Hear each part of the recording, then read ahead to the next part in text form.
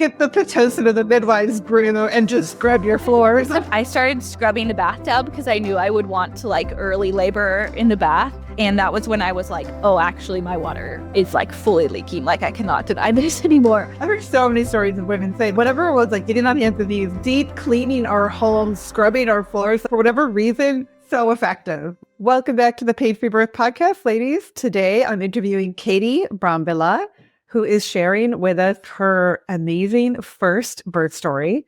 Katie is a mom and a new midwife in Spokane, Washington, and she's bringing with her her unique experience of being in birth work and midwifery school for 3.5 years, then having her first baby and having an incredible God-filled supernatural birth. And so I'm so excited to hear this story and share it with you guys.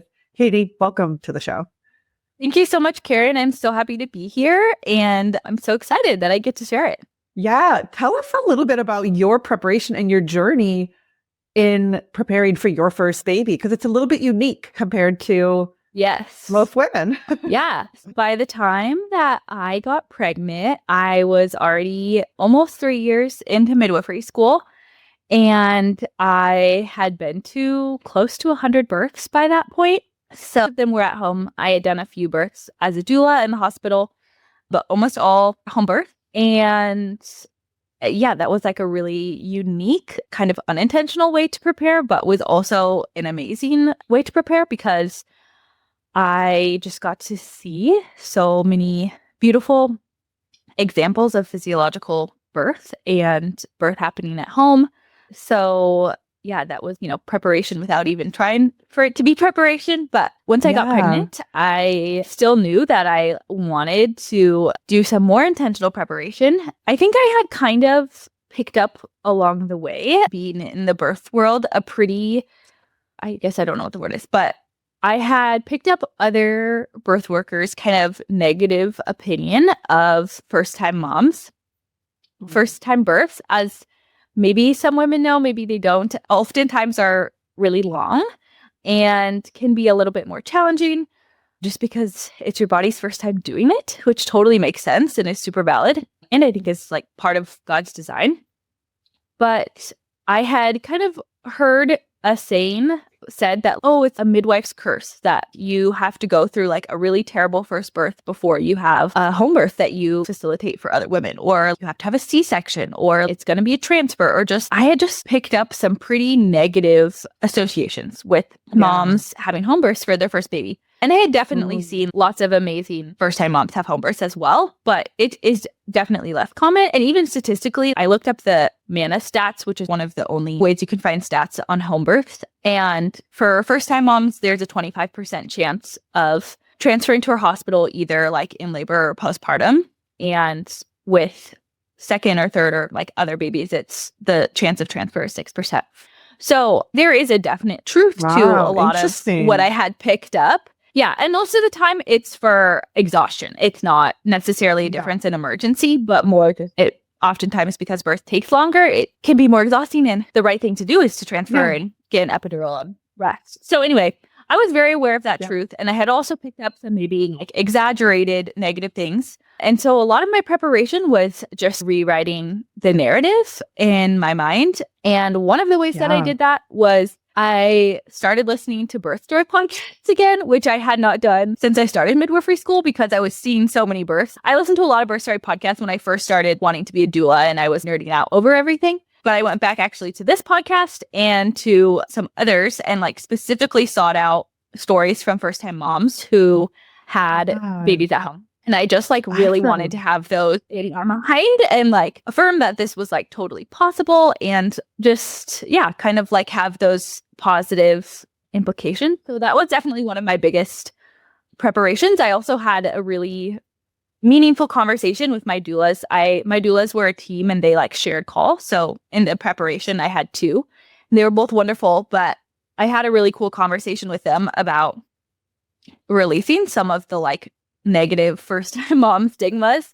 And also, something that I had heard a lot throughout school and had seen for myself and really come to believe was like birth is always about surrender. It like looks different for every woman or even every family, but there's always a level of surrender involved. And for a while, I had a lot of like fear trying to surrender to God, like my hopes for my birth.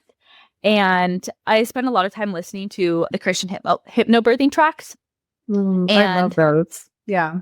Yes, they're amazing. Definitely one of my favorite tools. But she has a lot of affirmations around surrender. And so I was thinking about that a lot and just was feeling like I had such a hard time like surrendering to God, like my hopes and fears for the birth. And one of my doulas had a really beautiful moment where she pointed out, she was like, Katie, what if you surrendering to God, your hopes and dreams, prayers, whatever for your birth is actually not releasing them, whatever it will be, and it'll probably be something worse. It's releasing them and God is like giving you a hug, like not releasing them to open air, but like coming close to you. And it's going to be even better than you think. And that was probably around like 36 weeks or maybe 34. I can't remember. But it was such a eye-opening or light bulb, I guess, moment. Of course, I know that God's best is always better than ours. That's proven to be true in so many areas of my life. But it was really cool to have that new mindset and also have that kind of connected with the new like positive narrative I was writing in my mind around like being a first-time mom. Yeah. And really what you're doing is like releasing control in that surrender and trusting that God has something actually better for you and taking your hands off of the needing to control the outcome, which is more easily said than done. Yes, totally. Yeah. I just want to back up for a minute because I love how you specifically sought out first-time mom home birth stories for yourself because that was a specific fear that you identified from your own experience, from working in birth work and hearing or seeing or experiencing that first-time home births are maybe more difficult or moms transfer more often, and knowing that knowledge, because sometimes birth workers, whether we're talking about midwives-in-training or nurses, people in the medical field, sometimes the more you know can actually be a hindrance because you've seen so much.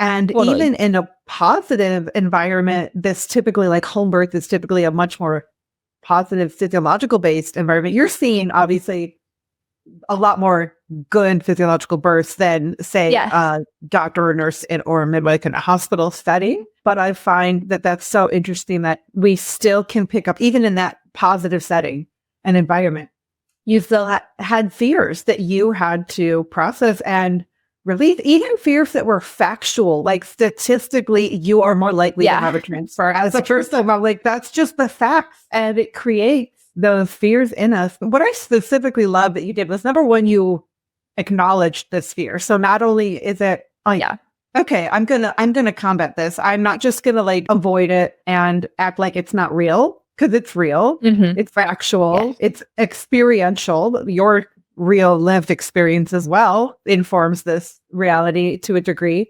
So you not only acknowledged it, but then you specifically sought out positive stories, which is something I talk a lot about, is being intentional about what we're carrying. What the stories and birth fears are we carrying with us into our birth? And if you're carrying and you have this knowledge of first-time moms having a more difficult time, how can we then replace that with positive first-time mom birth stories, birthing at home? So you like laser focused, targeted this fear. And I think that is the smartest thing you can do. Like you targeted the fear to dismantle it and fill your heart, your spirit with stories of positive stories of women who were first-time mom home birthers. That's such a like brilliant thing to do. And I think that that can be applied to any fear we have in childbirth, whether you're afraid your baby's going to be posterior or that you're going to hemorrhage or whatever. Like, we all have unique fears, and specifically identifying them and then targeting them to seek out the positive. Like, what a great way to prepare for birth. Thank you. I have to give credit. First midwife I worked with, who was my preceptor, she, I think, really taught me that. Whenever she had clients who would come to her at appointments and express fears, she would encourage them to either journal, write down on sticky notes the specific fears, and not just like vague, oh, I'm fearful, but like really specific. And then have them write down really specific truths or prayers or affirmations that were like the exact opposite of that fear, like kind of the truths that like combated the fear, have them write those down. And so I feel like that was such a gift to me to learn that from her for now to give to my own clients, but also like obviously in my own birth. So yeah, it's definitely a very powerful tool. It is. I actually have my whole first class in my birth course is all about that. Yeah. It's not just identifying your fears, because I think we walk into birth with this fear that's of birth that sometimes feels overwhelming. Like, I don't know how to work through this and feels like a mountain that you have to move. Yeah. But when you actually get specific, I think that's the key, is getting very specific about your fears and where they came from. And when you do that and then have a whole exercise that helps women journal through that and identifying that and then how to release them specifically.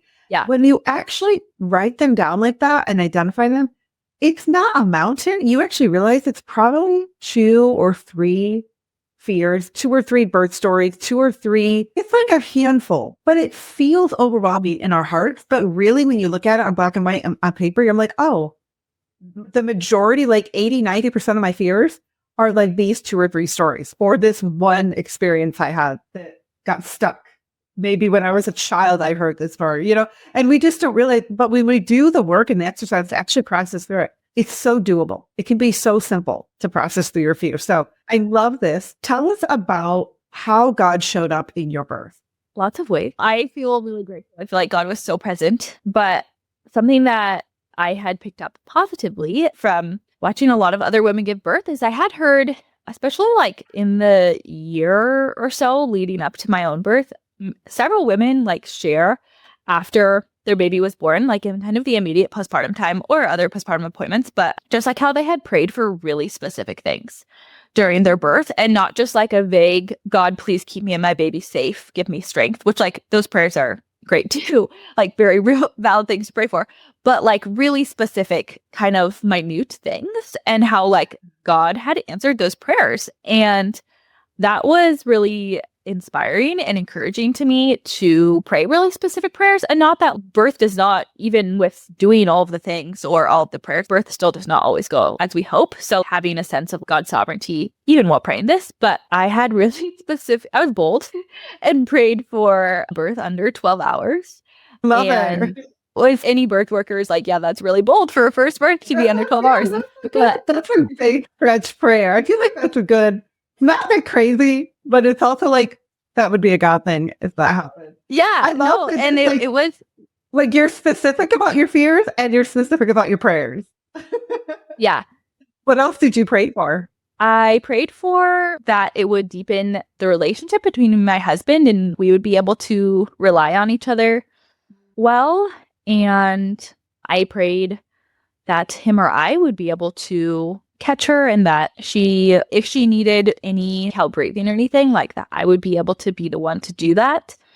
And that I would be able to deliver my own placenta. I had seen intense placental deliveries. And so that was something that was really important to me, that I wanted to be able to just do that myself and have that part go really smoothly.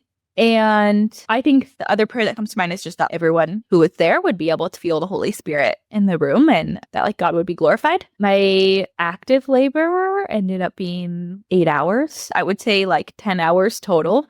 And my husband was my rock. I knew he would be a good birth partner going into it. He's a paramedic, so he's like very good at staying chill in intense situations or medical situations. But okay, so I have to ask, as a paramedic, how did he handle the idea of a home birth? I mean, obviously he knows you're in midwifery school. I'm assuming he's bought into it. Yeah, so we actually met when I was already in midwifery school. Okay. Before we even went on our first date, I was like, here's the thing. This is what I do. I'm training to be a home birth midwife. You know, before you commit. This is a non-negotiable for me. He was like very used to the idea because from the beginning, we met when he was finishing up paramedic school and I was pretty new in midwifery school. And I think like maybe like, I don't know, we had only been going on dates for like a month and I made him sit down and watch the documentary Why Not Home with me. So anyway, I like really got him used to the idea from the beginning. You conditioned him early on. I did. Yeah. He was super excited and supported and he trusted our midwife and our team and all that. Nice. So how did labor start for you? I had my daughter on a really early Monday morning. The Saturday before, I wouldn't say I like went into labor, but I had a really busy day I had a blessing way from some midwives and doulas in the area. We were living just outside of Fresno at the time in California, and there were some women that were really wonderful and blessed me with a bunch of postpartum meals and breastfeeding snacks and some like gifts for postpartum. And it was really sweet. They all felt my baby and made guesses about size and when baby was going to come and were they a boy or a girl, because it was a surprise. We didn't know if she was going to be a boy or girl. So that was super sweet and just like really positive. And after that's a great way to get the oxytocin flowing for labor. Yes. It was really good. And I had said to everyone there, I was like, oh, like I felt really good. Like I was not over being pregnant. I was not achy and tired. I was like, I feel great. The other thing that was like, I'd really mentally prepared for was the average first time mom goes 8 days late. I had seen so many moms go to 42 weeks, whatever. So I was like, I'm going to go late. I was really convinced that she wouldn't come till at least 41 weeks, if not more. And that Saturday, I was 39 and 5. Okay. So I was like, oh yeah, I'm not having a baby any day soon. Like blah, blah, blah. And I went to Costco and Sprouts and Trader Joe's all on the same day after that, which is really a feat when you're that pregnant with a big belly. Oh my God. It's like over an hour from like all of the main grocery stores. So I was like, this is my big grocery run. I'm going to like stock up for anything that I want postpartum. I did all that. Totally. And then I like got home that night and decided to clean out my fridge and clean out my pantry and organize all my groceries and had all this crazy nesting energy. And that night I felt like a couple of tiny like twinge cramps. At one point I was like, oh, is my water leaking? And then I was like, no, definitely not. Whatever. That's ridiculous. And I went to bed kind of late and slept in the next morning. I started scrubbing the bathtub because I knew I would want to like early labor in the bath. And that was when I was like, oh, actually my water is fully leaking. I cannot deny this anymore. Wow. So, again, ladies, take notes. These are all the things you do if you want to go to labor. Scrub your bathroom, scrub your tub. I've heard so many stories. I've heard so many stories of women saying, like, getting on, whatever it was, like, getting on the ends of these. One lady was like, oh, I scrubbed out the bunny cage or some kind of, like, oh my gosh, dog cage. These feats that we go through, like, deep cleaning our homes, scrubbing our floors, like, for whatever reason, so effective. Get the Pitocin of the midwives, Bruno, and just scrub your floors and hands and knees. Yes. It was pretty funny. Love so it. At that point, I like texted my midwife and I was like, just letting you know, this is what's happening. You know, I'm not having contractions, but this is what's going on. And I texted my husband and was like, you don't need to come home yet. I'm not actually in labor, but like, this is what's happening. I tried to decide if I should have my husband come home from work or not, because he was supposed to be at work until Tuesday, and this was Sunday. And he couldn't just like leave work and have somebody come replace him in the middle of the night. If I like went into labor, you know, at midnight and called him, it would be hard for them to get a hold of his replacement at that time. And so I needed to decide during the day. But I was like, I'm not actively contracting. What if I don't go for 2 more days? I don't really want to have him home just twiddling his thumbs. And all day long was just like, I don't know what to do. And also praying to God, just like make it clear. I don't know. And finally, by like mid-afternoon, I was like, if I do go into labor tonight, I want him here. I do not want the stress of that on the off chance that I do. I'm just going to have him come home. So I told him to come home, and he got home around 5:30. And right around then is when I actually started having noticeable contractions. So I think my body was just kind of waiting for him to be there. Literally, your body is so wise. It's that low-level anxiety, like, should I call him? Should I not? He's not home yet. Yeah. Like, your body is going to hold back, going, okay, he's not here yet. We can't, like, enough hormonal cortisol to, like, keep you from seeing that veil. I totally believe that. Yeah, totally. I've seen it happen so many times, too, with clients. Yeah, me too. Yeah. He comes home, you go right into labor contractions consistently. Yeah.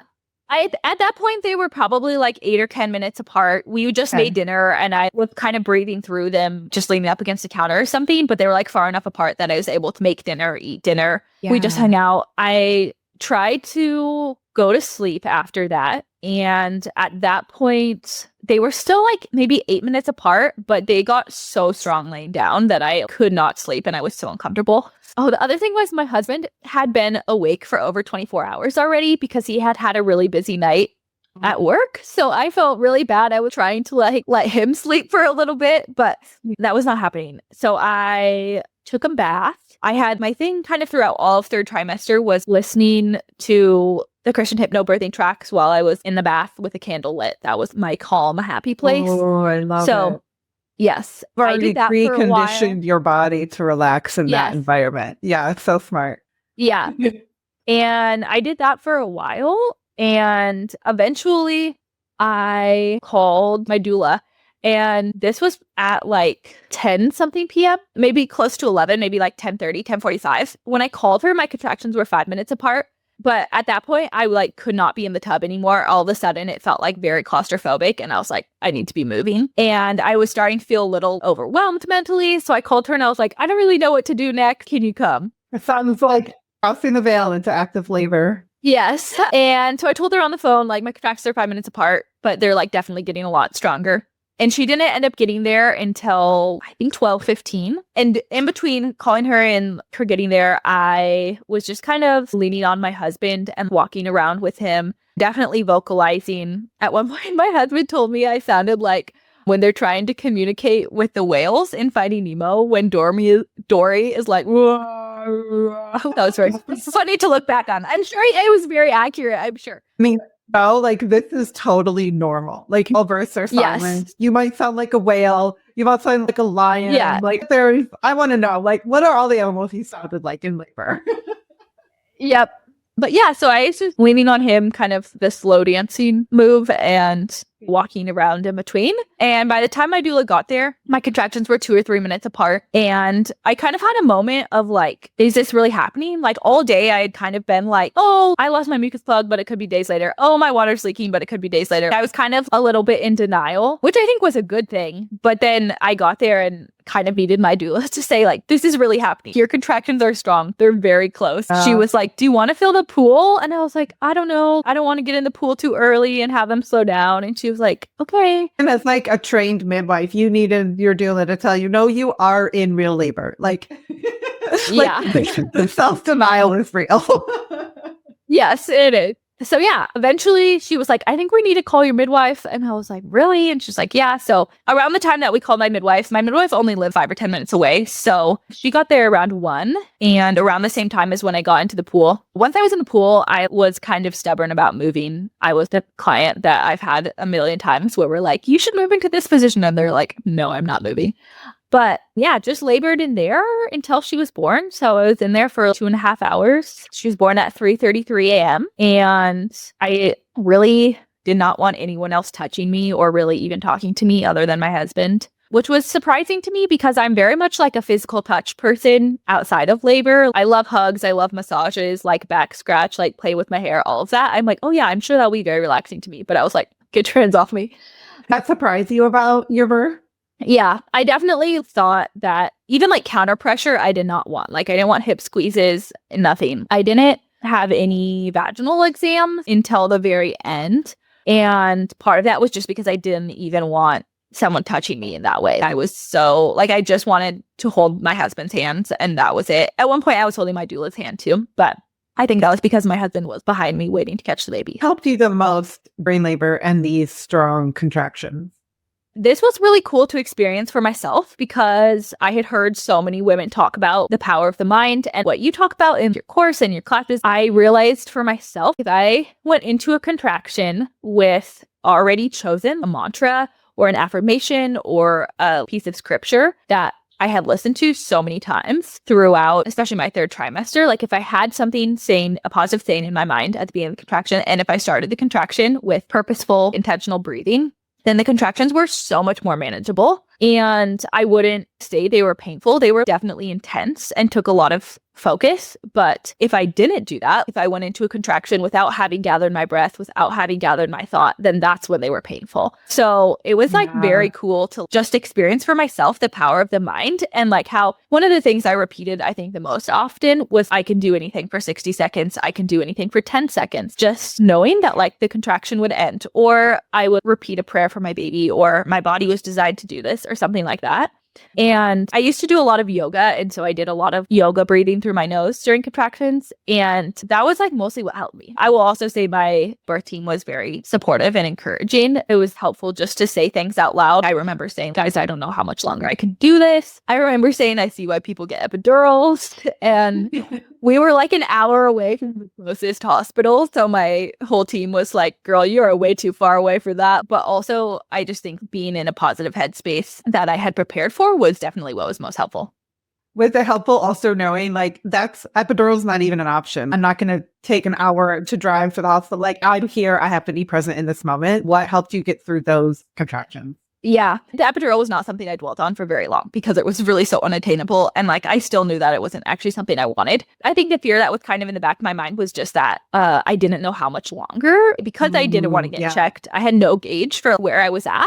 And so I just kept thinking like, what if I have to do this for another 12 hours? So I think just coming back to my breath and one contraction at a time was definitely what helped the most. And ultimately my birth at that point, things were moving pretty fast. And so I am grateful, praise God, that I didn't have to do that for 12 more hours. And I think at that point, I was probably close to 10 centimeters. Like, I think it was really the end of transition. And that's always when we tend to doubt ourselves the most is like, I don't know how much longer I can do this. That's when we start thinking about the epidural. That's when we like are like, okay, this is how much longer. And truly like that phase, if you think that that phase is going to be how labor is for the next 12 hours, of course, that's unbearable. But knowing that it's so short, and then as soon as you get through that, it's like that's when babies start coming. That perspective shift can change everything. What happened next? Yeah. So eventually I started getting kind of an uncontrollable urge to push. But my midwife actually told me that she thought that based off of how I sounded, it didn't sound like my cervix was all the way dilated. And so she really was encouraging me to not push and to like breathe through those contractions and breathe through the urge to push. And so I did that for probably like 30 or 40 minutes where I just was kind of inadvertently pushing, but like really just trying to breathe through it. And eventually my doula was like, Katie, are you sure you don't want to get checked? Like, to me, it really sounds like you are pushing and you can't help but do that. Maybe you should just, because my midwife continued to be like, oh, I think you still have cervix left without checking me. And my doula eventually was a great advocate and was like, I think you should do this because I think you'll be able to push after you get the confirmation that you want to do this. So my midwife checked me and I was +2. Which, if you don't know what that means, it essentially means I was fully dilated and like baby's head was very close. After that, I could feel baby's head myself just by like sticking my finger in like about this far. Yeah, but so baby was right there, already descended. So you had already been pushing essentially and laboring that baby down, which is a great way to do it, using your breath. Yes, no, it was. So, and that was like such a good moment in labor. I think that was like the closest I came to crying, like happy tears. And my husband will say the same thing. He was like, that was almost better than when she was born. Because I think he was also starting to be like, wow, this is really hard work. Like, how long is she going to have to do this? It's like that complete perspective shift. Like, oh my gosh, we're really this far along. That's why it's like so baby's hard. Here. Yes. Yes. Totally. And I was like, oh my gosh, I think I probably said like, oh my gosh, I'm going to have this baby at home. We're here. And I was really excited to start like actually pushing with my body as opposed to just trying to fight it, but like actively engage in pushing. So I started pushing and she was born 30 minutes later and pushing was wild. I describe it as it was so natural because my body could not help but push. But it was also felt so unnatural because it felt like I was participating in splitting my pelvis wide open. So I'd heard so many women say like, while they're pushing, I'm going to die. I feel like I'm going to break, just crazy things. But then I was doing it and I was like, this is the most weird feeling, so intense. But I also felt like I could feel her moving and I definitely got a second wind, just like had a lot of energy pushing because I was so motivated and could tell how close she was. I was still in the pool. She was born into my husband's first hands, but then kind of it was like a under the water path to my hands. And I brought her up and she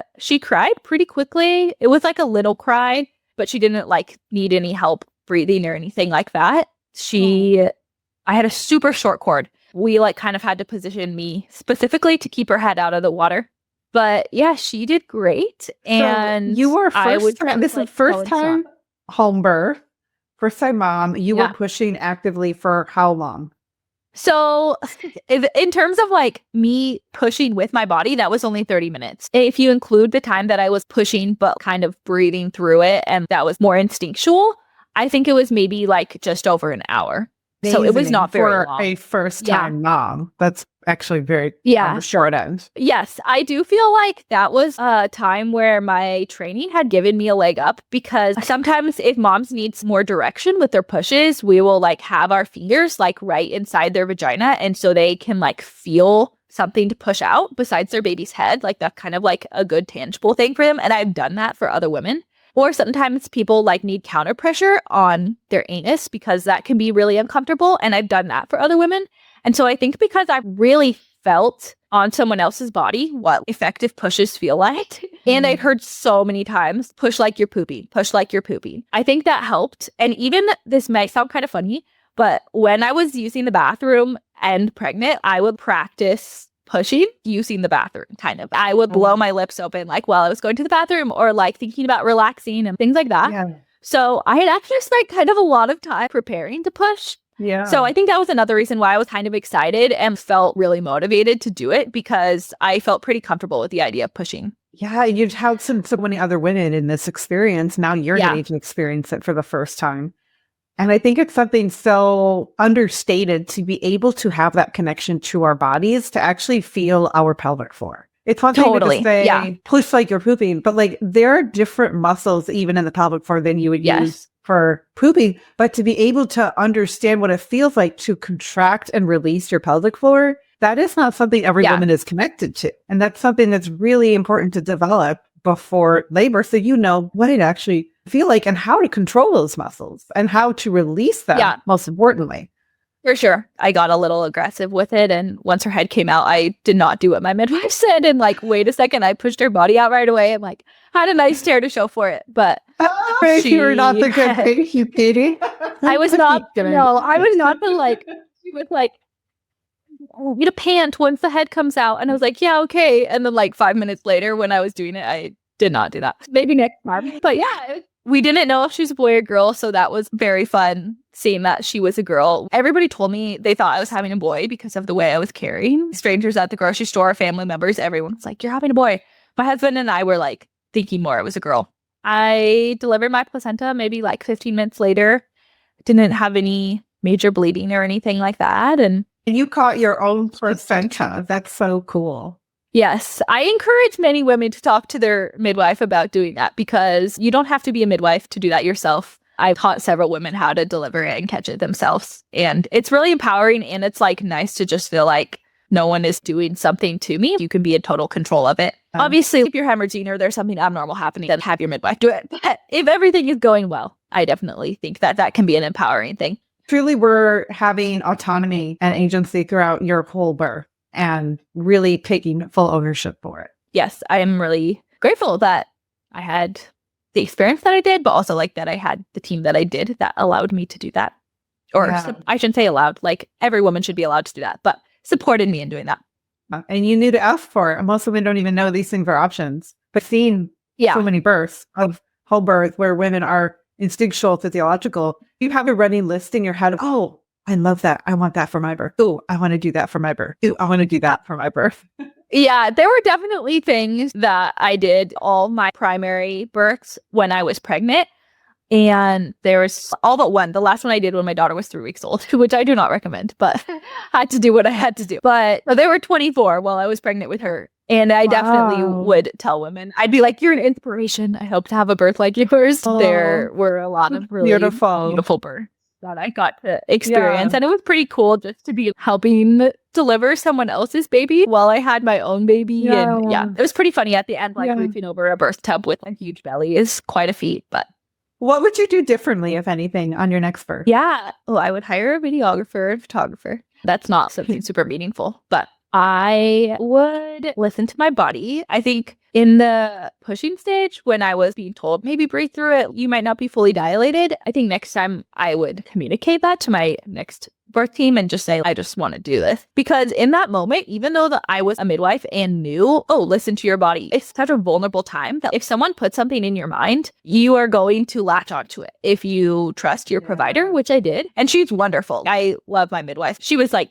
trying to help me. No matter who you are, you're really vulnerable in that state. Yep. And in the immediate postpartum time, it's hard to communicate how truly vulnerable you are. Even considering here you are a trained home birth midwife who has attended over 100 births, and you are vulnerable to suggestion of like, oh, I don't think you're fully dilated yet, when in fact you were pushing. Yeah. So I think I would want that part to look differently. But honestly, that's like kind of the only thing. My postpartum was pretty tough. So I think that there's a lot of things I would do differently postpartum. But I feel so grateful that my birth was like overall so positive, and there's not a lot I would do differently.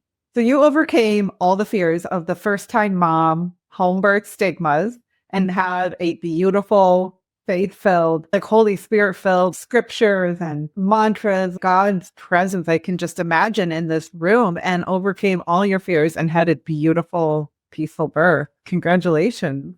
What would you say to first-time moms preparing for their first home birth experience and overcoming some of their own fears? It's hard work, but so worth it and so achievable.